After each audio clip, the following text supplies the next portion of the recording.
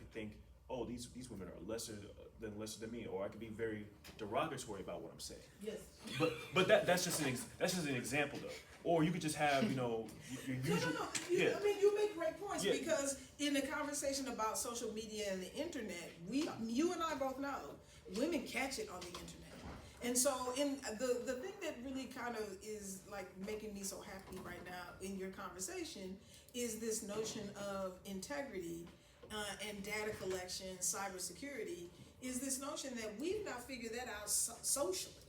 And so now we are being given access electronically to being able to do things that we've not even, you know, kind of touched the surface of as it pertains to the way that we interact with each other in person. Case in point, when I walked in, Dr. Lane had to have a conversation with y'all about the phone. I've been teaching for a really long time, right? A lot of kindergarten, first grade, second grade, was a music teacher for a long time.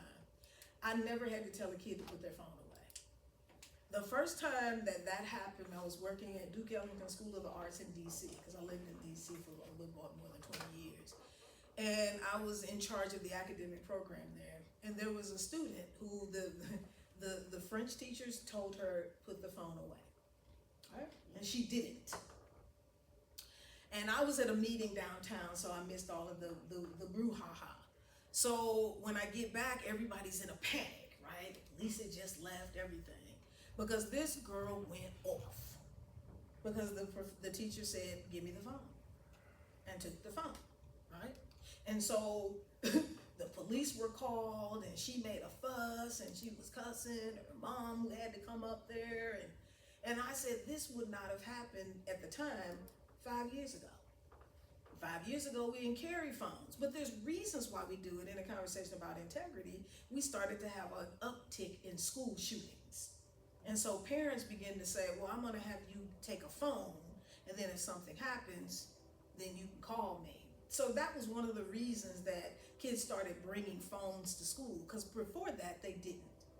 Now, schools have to deal with this notion of cybersecurity.